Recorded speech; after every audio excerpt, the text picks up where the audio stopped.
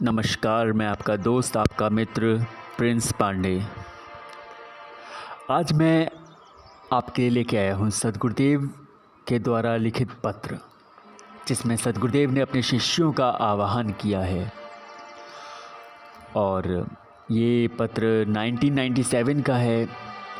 गुरु पूर्णिमा 18, 19, 20 जुलाई से पहले का है, जब सद्गुरुदेव अपने शिष्यों को, संपूर्ण शिष्यों को आह्वान करके बुलाते हैं। ये एक ऐसी घटना रही है, ये ब्रह्मांड में एक ऐसी घटना रही है जब सद्गुरु शिष्यों को बुला रहा है, उनका आह्वान कर रहा है और उनके लिए एक पत्र लिख रहा है। और वो पत्र मैं आप लोगों को पढ़ के सुनाता हूँ।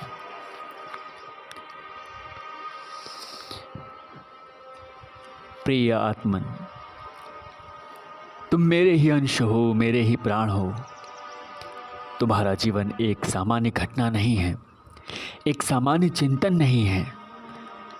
यह मनुष्य जीवन जो तुम्हें अनायास ही प्राप्त हो गया है, इसके पीछे कितने ही आवागमन के चक्र हैं, कितने ही संघर्ष एवं गुरु के स्वयं के कितने प्रयास हैं। अतः इस जीवन को सहज ही मत ले लेना। इसका मूल्य समझो, इसके मूल उद्देश्य को पहचानो। पर मुझे अत्यधिक वेदना होती है कि तुम हमेशा एक नींद में, एक खुमारी में पड़े रहते हो। वह नींद जो अचेतन है, जो तुम्हें भ्रम की स्थिति में रखती है। मानव जीवन प्राप्त कर भी तुम सोए हुए हो और दूसरों की तरह, अपने पास पड़ोसियों, अपने रिश्तेदारों की तरह धन, वैभव, काम, ऐश्वर्य की मंद चाल में लगे हो। यह गलत नहीं है।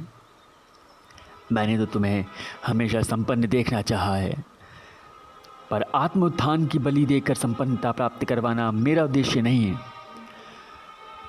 अगर ऐसे तुम संपन्नता प्राप्त कर भी लोगे और अगर तुम्हारी आध्यात्मिक झोली फटी ही रहेगी, तो फिर प्राप्त भी क्या हो जाएगा। तुम भी उन लाखों लोगों की भीड़ में शामिल होकर एक दिन इस निद्रा में ही पशु की भांति समाप्त हो जाओगे। और अगर ऐसा हो गया तो तुम मेरे शिष्य हो भी नहीं सकते, तुम मेरे अंश हो भी नहीं सकते। क्योंकि अगर शिष्य हो तो काल क्या, महाकाल को भी तुम्हारे सामने आंखें नीची करनी पड़ेंगी। तुम्हें आखिर चिंता किस बात की है? क्यों हापों में पड़े रहते हो? क्यों पागलों की तरह धन कमाने, भौतिक जीवन की ओर भाग रहे हो? इसका तो तुम्हें तमन्ना रखना ही नहीं है। क्योंकि अगर लक्ष्मी मेरे घर में नृत्य करती है तो मैं इतना समर्थ हूँ कि तुम्हारे घर में भी उसका नृत्य करवा दूंगा। पर शिष्य वही है जो भौतिकता को तो भोगे, परंतु अपने मूल उद्देश्य से ना डगमगाए। उसकी दृष्टि हमेशा अपने लक्ष्य में टिकी रहे। क्योंकि मेरी इच्छा है कि तुम्हें उस धरा पर खड़ा कर उस उच्चतम स्थिति पर स्थापित कर दूं, जहाँ पर भारत में तो क्या, संपूर्ण विश्व में तुम्हें चैलेंज करने वाला कोई नहीं होगा। और यह स्थिति तभी प्राप्त हो सकेगी जब तुम मुझे समर्पण दोगे, मुझे प्रेम दोगे, मुझ में एकाकार हो जाओगे। तब तुम निश्चय ही पूर्ण बन सकोगे। और गुरु पूर्णिमा का तो अर्थ ही है कि इस दिन गुरु शिष्य के समस्त कार्यों को स्वयं ओढ़ लेता है और बदले में उसे दिव्य चेतना एवं पूर्णता देता है।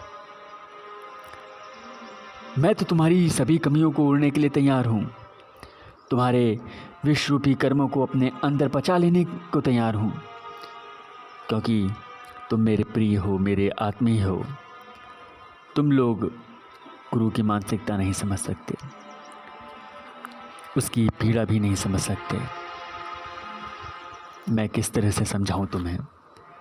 क्या अपना वक्षस्थल चीर कर दिखाऊं कि मेरे रक्त की हर बूंद में तुम हो? क्या तब तुम्हें एहसास हो पाएगा? क्या तभी तुम समझ पाओगे? गुरु को कितनी परेशानियां, कितनी मानसिक यातनाएं, कितने संघर्ष झेलने पड़ते हैं, इसका एहसास तुम नहीं कर सकते।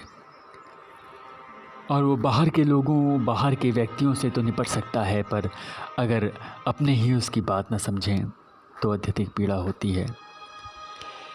क्या तुम नहीं चाहते कि गुरु 5 वर्ष ज़्यादा तुम्हारे बीच रह सके? क्या उनकी परेशानियां मिटाकर उनको सुख देकर उनकी अवधि को बढ़ा नहीं सकते? तो फिर मुझे बार बार क्यों बोलना पड़ता है? क्यों बार बार तुम्हारे हाथ पकड़कर अपने पास खींचना पड़ता है?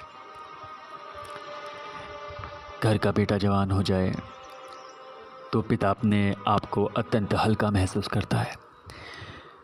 तो क्या यह सब तुम मुझे नहीं देना चाहोगे? क्या मेरा भाग्य इतना न्यून है कि जवान बेटे के होते हुए भी मुझे इस उम्र में अकेले संघर्ष करना पड़े? मैं तुम्हें एक विशेष उद्देश्य के लिए तैयार कर रहा हूँ, एक विशेष घटना के लिए तैयार कर रहा हूँ, और मेरी यह हार्दिक इच्छा है कि इस घटना के महानायक तुम बन सको, उसकी बागडोर तुम्हारे हाथ में हो। और अगर ऐसा हो सकेगा तो मेरा सीना भी गर्व से फूल सकेगा और मैं घोषणा कर सकूंगा कि ये मेरे ही अंश हैं, मेरे ही प्राण हैं। समय कम है और रास्ता लंबा, पर तुम अब बस अपना हाथ बढ़ाकर मुझे थमा दो और बाकी कार्य मुझ पर छोड़ दो।